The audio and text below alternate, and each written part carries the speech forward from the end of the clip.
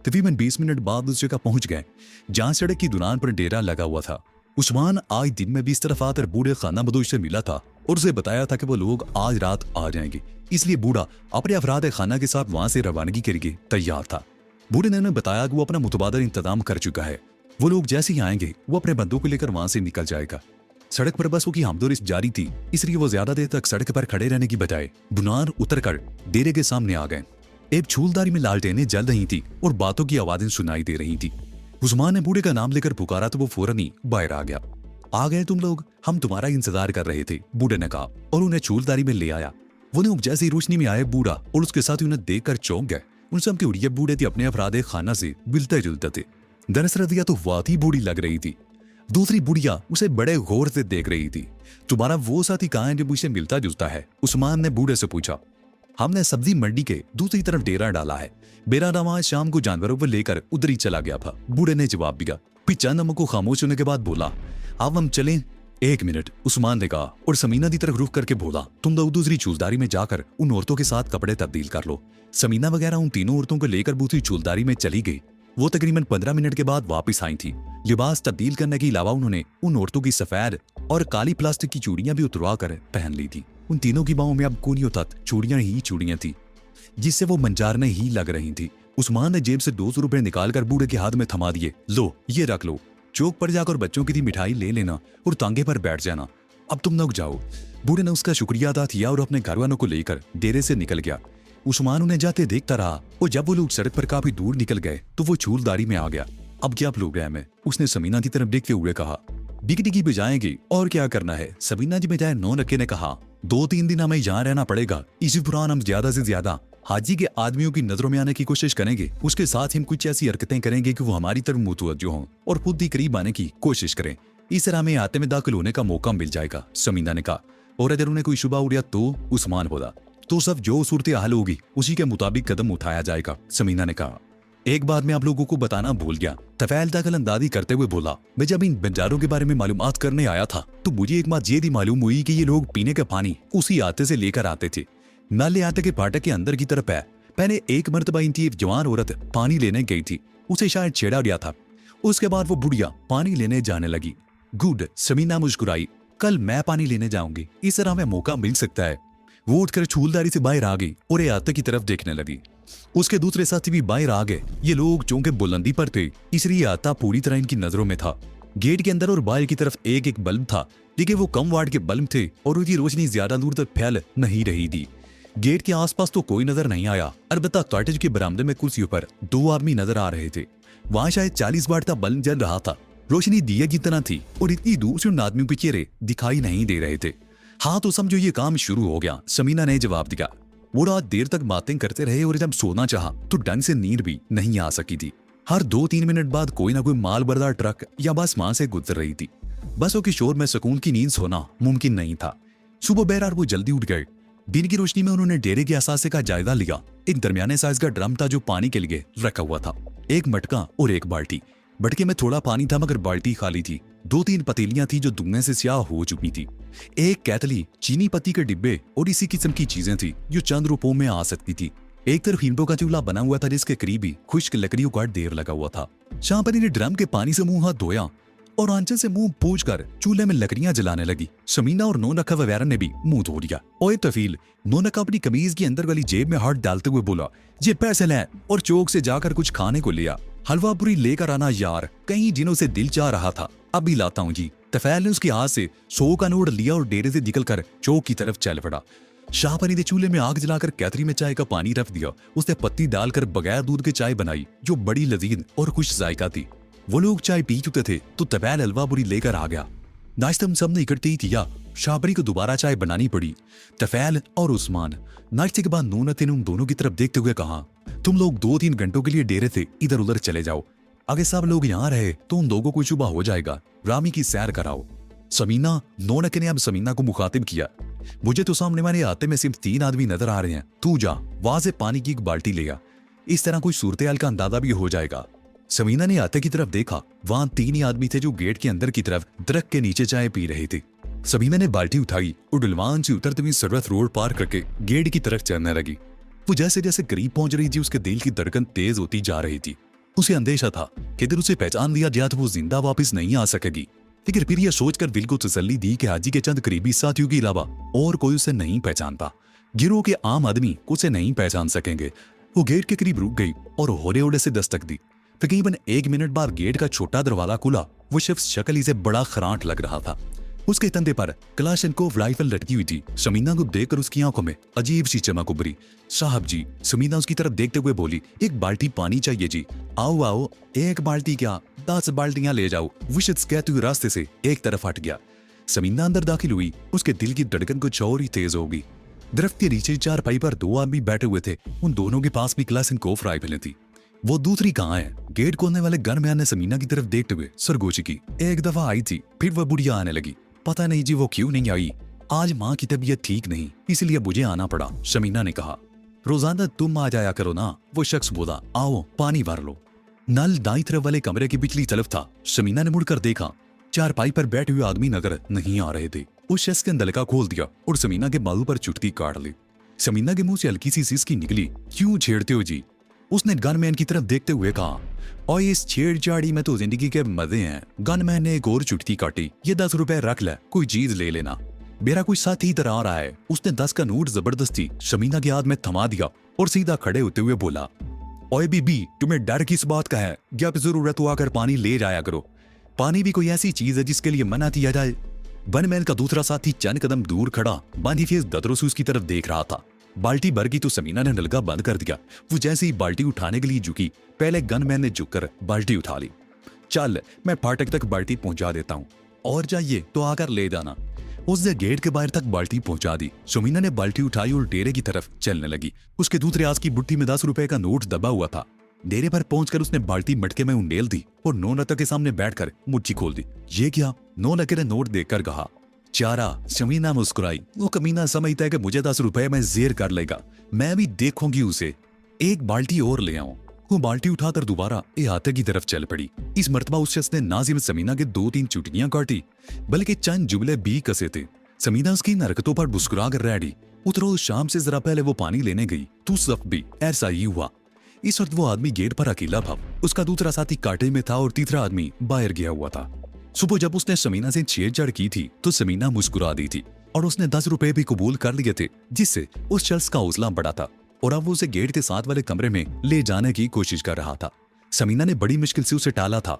यह बात तो समीना की इत्मीनान का बायस थी कि वो पहचानी नहीं गई थी। पहली बात तो ये थी कि वो बंजारम के बेस में थी और बंजारों का ये डेरा कई दिन से यहाँ लगा हुआ था, इसलिए उस पर कोई शुबा नहीं किया गया था। और दूसरी बात यह कि हाजी के गिरोह के निचली सतह के लोग उसे नहीं जानते थे। अगर उसने अपना हुलिया बदरा ना होता और असल शक्ल में होती तो भी वो लोग उसे पहचान ना पाते। बंजारा वाले ये सारा चक्कर इसलिए चलाया गया था कि समीना और शाहबरी 2 वारदातें कर चुकी थी और दोनों मर्तबा हाजी को पता चल गया था और उसने अपने आदमियों को यकीनन तंबीह कर दी होगी कि दोनों औरतों पर निगाह रखी जाए। इन खर्चात को पीछे नजर रखते हुए ही इस डेरे वालों से सौदेबाजी की गई थी। दोपहर 3 बजे के बाद उस्मान और तफैल भी वापस आ गए। शाम भी जब समीना पानी लेने आते में गई तो वो दोनों इस वक्त डेरे पर मौजूद थे। 2-3 दिन से आसमान पर गहरे बादल छाए हुए थे। कभी कभार हल्की सी फुहार पड़ जाती। वैसे लगता था कि ये बादल बरसने के मूड में नहीं है। दूसरे दिन समीना पानी लेने के लिए आते में गई तो अल्लाह भी नामी गनमैन ने फिर उसके साथ इसी किस्म की हरकत की थी और समीना हंसकर टाल गई थी। समीना की प्लानिंग दरअसल ये थी कि अल्लाह दी की जज्बात को इस कदर भड़का दिया जाए कि जब समीना अपने साथियों को हमरा अहाते के अंदर दाखिल होना चाहे तो कोई रुकावट पैदा ना हो सके। उस रोज समीना ने यह बात खास तौर पर नोट की थी कि अल्लाह दिता फाटक के बाहर आकर बार बार डेरे की तरफ देखता रहा था, जिसे यह अंदाजा लगाया जा सकता था कि उसकी बेचैनी बढ़ रही थी। 3 दिन गुजर गए। उस रोज दोपहर के वक्त जब समीना पानी लेने गई तो हल्की बारिश हो रही थी। अल्लाह दिता और उसके एक साथी गेट के साथ वाले कमरे में बैठे हुए थे, जबकि तीसरा साथी कार्डिल के बरामदे में बैठा हुआ था। समीना पानी भरने के लिए कमरे की पिछली तरफ दल के पास गई तो अल्लाह दिता भी उसके पीछे ही आ गया। हस्बे मामूल उसने समीना को 1-2 चुटकियां काटी। जूम मैंने जुमले गए, फिर बोला, अगर बारिश तेज होगी तो तुम लोग क्या करोगे? कहाँ जाओगे तुम लोग? क्या तुम हमें यहाँ रहने की जगह नहीं दोगे? समीना ने जवाब दिया, इतना बड़ा बंगला है और खाली पड़ा रहता है। ओए बंगला क्या, तुम्हारे लिए मेरे दिल में जगह है। अल्लाह दिते ने उसकी तरफ देखते हुए कहा, तुम अकेली जब चाहो यहाँ आ सकती हो। आज रात को आ जाना, मैं तुम्हें अंदर से बंगला दिखाऊंगा। मेरे मर्द को पता चल गया ना तो वो मुझे मार डालेगा। समीना ने कहा, वो तो पहले ही कहता है कि पानी लेने के लिए अकेली यहाँ क्यों आती हो? आज रात मौका मिले तो आ जाना, मैं इंतजार करूंगा। अल्लाह दिते ने कहा, और ये महज इत्तेफाक की बात थी कि उस रात 8 बजे दोबारा हल्की बारिश शुरू होगी। वो लोग चूलदारियों में बैठे रहे। 9 बजे के करीब बारिश में तेजी आ गई। तैयार हो जाओ, हम लोग याते के अंदर जा रहे हैं, समीना ने कहा। वो लोग अपनी गदरियां वगैरह समेट कर तैयार हो गए। समीना ने भी एक गदरी उठाकर उनके आगे आगे चलना शुरू कर दिया। बारिश वासी तेज हो गई। गेट के सामने पहुंचकर समीना जोर जोर से दरवाजा धड़धड़ाने लगी। थोड़ी देर बाद दरवाजा खुल गया। वो अल्लाह दिखता ही था। बारिश तेज हो गई है, हमें आटला थोड़ी जगह दे दो, समीना बोली। आओ आओ अंदर आ जाओ। अल्लाह दिता फौरन ही रास्ते से हट गया। वो सब लोग अंदर आ गए। अल्लाह दीता ने दरवाजा बंद कर दिया। उसके दूसरे साथी भी गेट के साथ वाले कमरे से निकल आए थे। अल्लाह दीता समीना उसके साथियों को कॉटेज के बरामदे में ले आया। इसी दौरान वो सब लोग भीग गए। उनके कपड़ों से पानी नुचड़ रहा था। इसी दौरान अल्लाह दीता के दूसरे साथी भी वहां आ गए। वो आवाज भरी नजरों से उन दोनों की तरफ देख रहे थे। बारिश की बौछार तिरछी थी, जिससे बरामदे में भी पानी आ रहा था। ओए कादर, अल्लाह दीता ने एक साथी को मुखातिब करते हुए कहा, दरवाजा खोलकर अंदर पड़ा हुआ कालीन समेट दे। बरामदे में तो ये लोग भीगते रहेंगे, अगर कोई आ गया तो। कादर ने अजीबी नजरों से उसकी तरफ देखा। इतनी तेज बारिश में कौन आएगा? अल्लाह दीते ने कहा, तू दरवाजा खोल, अगर कोई आ गया तो मैं देख लूंगा। कादर ने जेब से चाबी निकालकर दरवाजा खोल दिया और अंदर दाखिल होकर फर्श पर बिछा हुआ कालीन समेटने लगा। कालीन समेट कर उसने ट्यूबलाइटें जला दी। अल्लाह दीता उन्हें अंदर ले आया। यहाँ गदरियां में जाकर बैठ जाओ, हम अभी आते हैं, अल्लाह दीते ने कहा। वो लोग बरामदे में जाकर खड़े हो गए और आपस में खुसर पुसर करने लगे। इन लोगों को तुमने अंदर बुला लिया है, लेकिन इनके साथ जो आदमी है उनका क्या करोगे? कादर रहे सरबोशी की, उनका भी बंदोबस्त कर लेंगे, अल्लाह दीते ने कहा। अभी नजर टिकने तो दो। ये दोनों लौंडियां बचकर नहीं जा सकेंगी। अंदर नौलखा वगैरह ने गदरियां फर्श पर बिछा दी। उनके भीगे हुए कपड़ों की वजह से गदरियां भी भीग गई थी। इसी दौरान अल्लाह दीता दोबारा अंदर आया। वो नौलखा की तरफ देखते हुए बोला, मैं दूसरे कमरे खोल देता हूँ, कपड़ों का पानी नुचड़ जाए तो अंदर जाकर आराम से बिस्तरों पर लेटकर सो जाना। मेहरबानी माई बाप, नौलखा ने शुक्रगुजार अंदाज में कहा। अल्लाह दीता ने 2 कमरे के दरवाजे खोल दिए। कुछ देर बाद नौलखा, उस्मान और तफैल उसके साथ वाले कमरे में चले गए। अल्लाह दीता ने बाहर निकलते हुए बड़ी फुर्ती से दरवाजा बंद करके बाहर से कुंडा लगा दिया। उस्मान वगैरह अंदर से दरवाजा धड़धड़ाने लगे। शोर मचाते रहो, बारिश में कोई आवाज सुनेगा नहीं, अल्लाह दीता चीखा। बरामदे में खड़े हुए कादर और उसका साथी भी हाल कमरे में आ गए। वो तीनों समीना और शाहपरी की तरफ बढ़ने लगे। वो दोनों खौफजदा अंदाज में पीछे हटने लगी। रविया गुड़िया के बेस में थी, उसकी तरफ किसी ने तवज्जो नहीं दी थी। नर्स रविया ने मौका पाकर अपनी गदरी में से पिस्तौल निकालकर हवाई फायर कर दिया। उसे यकीन था कि बारिश की शोर में गोली की आवाज इस काटी से बाहर नहीं निकली होगी। अल्लाह दीता वगैरह भी फायर की आवाज सुनकर चौंक गए। हाथ उठा लो तुम लोग, अगर किसी ने अपनी जगह से हरकत की तो गोली मार दूंगी, नर्स रविया बुर्राई।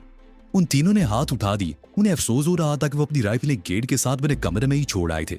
समीना ने दौड़कर कमरे का दरवाजा खोल दिया। उस्मान वगैरह बाहर आ गए। उन तीनों के हाथों में पिस्तौल थे। बांध दो इन हरामजादों को, नौलखा चीखा।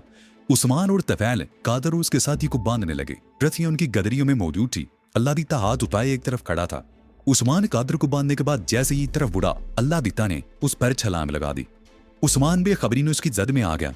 वो नीचे गिरा था, लेकिन उसने फौरन ही पिस्तौल निकाल लिया, लेकिन उसके बावजूद उसे फायर करने का मौका नहीं मिल सका। अल्लाह दीता ने उसके पिस्तौल वाले हाथ पर हाथ डाल दिया। उन दोनों में पिस्तौल के लिए कशमकश होने लगी। समीना और नौनता वगैरह दिलचस्प नजरों से ये सब कुछ देख रहे थे। दफातन कमरे में फायर की आवाज गूंजी। उसके साथ ही उस्मान की चीख भी सुनाई दी। दोनों की कशमकश में ट्राइगर दब जाने से गोली चल गई थी, जो उस्मान के सीने में ऐन दिल के मुकाम पर काबूज हुई। अल्लाह दीता एक झटके से उठकर खड़ा हो गया। नौलता वगैरह ने उसे फौरन ही चारों तरफ से पिस्तौलों की जद में ले लिया। अल्लाह दीता को अपना पिस्तौल फेंकना पड़ा और फिर वो बड़ी हैरत से उस्मान की लाश को देखने लगा।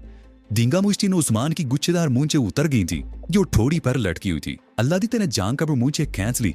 थानेदार उस्मान, उसके मुंह से हैरत से निकला, अगर तुमने इसे पहचान दिया तो मुझे भी पहचान लो, मैं समीना हूँ। समीना ने कहा, डरो नहीं, हम तुम में से किसी को मारेगी नहीं। तुम लोगों से हमारी कोई दुश्मनी नहीं, लेकिन अगर तुम अपनी जान गंवाना नहीं चाहते तो तय खाने का रास्ता बता दो। इनकार की सूरत में तुम्हारी खोपड़ी उड़ा दी जाएगी। समीना अपने हाथ में पकड़ी हुई पिस्तौल को हरकत देने लगी। अल्लाह दी तक आंखों में उलझन तैर गई, लेकिन उसे तय खाने का रास्ता बताना ही पड़ा। वो उन्हें एक कमरे में ले गया और दीवार में नस्ब अलमारी के पीछे तय खाने का खुफिया रास्ता खोल दिया। तय खाने में इरवन के पैकेट भरे हुए थे। समीना के अंदाजे के मुताबिक वो इरवन 1 टन से कम नहीं हो सकती थी। वो सब मिलकर इरवन के पैकेट फाड़ फाड़ कर जमीन पर फेंकने लगे। इस काम में उन्हें 1.5 घंटा लग गया। विविष्टा 2-3 दिनों के दौरान समीना ने बड़ी गहराई से आते का मुशाहिदा किया था। बरामदे के सामने लान के करीब भी एक नल लगा हुआ था और वहां लान को पानी देने के लिए तकरीबन 100 फुट लंबा एक पाइप भी पड़ा था। समीना ने पाइप का एक सिरा नलके में फंसा कर नलका खोल दिया और दूसरा सिरा लेकर तय खाने में आ गई। पानी की दार फांसी मोटी और तेल थी। वो ईरवन के ढेर पर पानी डालने लगी। आधे घंटे में सारी ईरवन पर पानी पड़ गया। उसने पाइप ईरवन के ढेर पर छोड़ दिया और वो लोग अल्लाह दीता को लेकर तय खाने से बाहर आ गए। तहखाने का दरवाजा खुला छोड़ दिया। आ मेरी आशिक, समीना अल्लाह दीता की तरफ देखकर मुस्कुराते हुए बोली, मैं तुम्हें अपने प्यार की डोरी में इस तरह बांधूंगी कि बस बद ही रह जाओगे।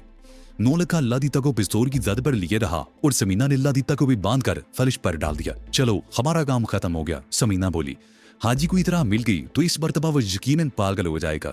वो कुछ देर इंस्पेक्टर उस्मान की लाश की तरफ देखते रहे। अच्छा ही हुआ था कि वो उनकी हाथों नहीं मरा था। बाहर वाले फाटक से निकलने से पहले नर्स रदिया ने अपनी सफेद बाल वाली विग उतार कर फेंक दी। वो लोग फाटक से निकलकर सड़क पर आ गए और मूसलाधार बारिश में रावी के पुल वाले चौक की तरफ चलने लगे। बारिश तेज हो गई। वो लोग पानी में भीगे रावी पुल वाले चौक पर पहुंच गए। आमतौर पर यहाँ सड़क पर लोगों का हुजूम रहता था। शहर से बाहर जाने वाली बसें भी खड़ी रहती थी, लेकिन इस वक्त कोई बस नजर नहीं आ रही थी। उस सड़क के मोड़ पर एक पेट्रोल पंप था और चंद दुकानें थी। जिनमें 2-3 होटल भी थे। जो लोग बारिश शुरू होने से पहले बसों की इंतजार में सड़क पर खड़े थे, वो बारिश से बचने के लिए होटलों, दुकानों के साहिबानों और पेट्रोल पंपों के लंबे चौड़े शेड के नीचे बना लिए हुए थे। समीना और नौलखा वगैरह भी पेट्रोल पंप के शेड के नीचे आ गए। नर्स रदिया बुढ़िया के बैरूम में थी। उसके बाल बर्फ की तरह सफेद थे। उसने सुर्ख फूदों वाली छेड़ का ढीला डाला सा कुर्ता और बड़े घेरे वाली शलवार पहन रखी थी, जबकि समीना और शाहपरी ने सियाह वायल की कमीज और शलवार पहन रखी थी। आसपास खड़े हुए लोग ललचाई नजरों से उनकी तरफ देख रहे थे। समीना की चुंदरी भी पानी में तड़ थी। वो चुंदरी उतार कर उसे निचोड़ने लगी तो कुछ दूर खड़ा हुआ एक आदमी चलने में उसकी तरफ देखता रहा, फिर उसके करीब आ गया। समीना अच्छी तरह जानती थी कि बजारनों और खाना बदोशों किस्म की औरतों के साथ लोग किस किस्म का सलूक करते हैं। इसमें शुबा नहीं कि इस कबील की औरतें घनौना धंधा भी करती थी। चांद रुपयों के लिए अपने आप को गैर मर्दों के हवाले कर देने में कोई आर नहीं समझती थी। लेकिन सभी औरतें तो ऐसी नहीं होती। उन्हीं में बाज औरतें तो अपनी इज्जत के लिए जान तक की बादी लगा देती हैं। और समीना तो जाहिर है बजारन थी ही नहीं। इसे लोगों की इस किस्म की हरकतें बर्दाश्त करना थी और चुपते हुए जुमले सुनना थे। लेकिन इस वक्त वो उस शख्स की नजरें बर्दाश्त नहीं कर सकी थी। क्या बात है रे? वो उस शख्स को बूरते हुए बोली, तुम्हारे घर में माँ बहन नहीं है क्या? मैं तो अकेला रहता हूँ। अगर तुम चली चलो तो मेरे घर में थोड़ी देर के लिए रौनक हो जाएगी। जो मांगो भी दूंगा। अच्छा ये बात है। समीना ने कहते हुए चौधरी में जोड़कर सर पर डाल दी और अचानक ही उस शख्स के मुंह पर तमाचा जड़ दिया। चिट्टाक की आवाज सुनकर आसपास खड़े हुए लोग उसकी तरफ मुतवज्जो हो गए। उस शख्स को गालिबन समीना की रवैये की तवक्को नहीं थी। वो एकदम बदहवास हो गया और फिर उसने संभलने में भी ज्यादा देर नहीं लगाई। तेरी ये मजाल जरील औरत! उसने तैश मिलाकर गुर्राते हुए समीना की तरफ हाथ बढ़ाया। समीना ने उसका हाथ पकड़ दिया। जलील होगी तेरी माँ, तेरी बहन। वो गुर्राई। क्या समझता है तू अपने आप को? बहुत जवानी आ गई है ना तेरे में। मैं अभी तुझे बताती हूँ तेरे अंदर कितनी मर्दानगी है। समीना ने उस शख्स की कलाई मरोड़ दी। वो शख्स तो यूं लगा जैसे उसकी कलाई यानी शिकंजे में जकड़ी गई हो। उसके चेहरे पर कलब के तासरात उभर आए और वो अपनी कलाई छुड़ाने की कोशिश करने लगा। तफैल करीब ही खड़ा था। उसने लपक कर उस शख्स को गिरेबान से पकड़ दिया। नौलखा भी करीब आ गया। उससे आओ देखा ना ताओ उस शख्स के 2-3 हाथ भी जड़ दिए। जिसामत और उलिये से वो किसी खाना बदोश कबीले का सरदार ही लगता था। बंजारों वाला लिबास, सर पर बंधा हुआ रुमाल और गले में मोटे मोटे रंग बिरंगे मोतियों वाली 3-4 मालाएं। बड़ी बारोब शख्सियत थी उसकी। हया कारोए! वो उस शख्स को एक और हाथ जड़ते हुए बोला, तुम जैसे डगैरतों ने तो शरीफ लोगों की जिंदगी आराम कर रखी है। तू क्या समझता है हम जैसे बंजारों की कोई इज्जत नहीं होती? हम गरीब जरूर हैं लेकिन तुमसे ज्यादा इज्जतदार हैं। हम अपनी औरतों की तरफ बैरी नजरों से देखने वालों की आंखें निकाल देते हैं। कुछ और लोग भी इर्द गिर्द जमा हो गए। बाद लोग तो उस शख्स को बुरा भला कह रहे थे और बाद समीना वगैरह भरी जुमले कस रहे थे। बात बढ़ रही थी लेकिन 2-3 संजीदा और बुर्दबार किस्म के आदमियों ने मामला रफा दफा करा दिया। वो नौजवान जिसने समीना को छेड़ने की कोशिश की थी, बारिश के रुकने का इंतजार किए बगैर उन्हें धमकियां देता वो मोटरसाइकिल पर सवार होकर चला गया। नूरता समीना वगैरह को लेकर एक तरफ खड़ा हो गया और मुसलसल बुड़बुड़ाता रहा। बारिश किसी तरह रुकने का नाम ही नहीं ले रही थी, बल्कि इसमें कुछ और शिद्दत आ गई थी। समीना वगैरह को अंदेशा था कि अगर हाजी के आदमियों में से कोई बंद रोड वाले उस आते में पहुंच गया तो मामला गड़बड़ हो जाएगा। हिंदी दिलों में तरह तरह की वसवसे आ रहे थे। उस अड्डे की तबाही का राज खुल जाने के बाद हाजी के आदमी उस तूफानी बारिश में भी इनकी तलाश शुरू कर देंगे। समीना वगैरह ऐसी जगह पर खड़े थे जहां से बंद रोड पर निगाह रखी जा सके। बारिश तेज होने के बावजूद सड़कों पर थोड़ा बहुत ट्रैफिक जारी था, लेकिन गाड़ियों की रफ्तार बहुत कम थी। वो लोग बंद रोड की तरफ से आने वाली हर गाड़ी को बड़ी तवज्जो से देख रहे थे। सफेद रंग की एक कार को बंद रोड की तरफ से आते देखकर नौलखा चौंक सा गया।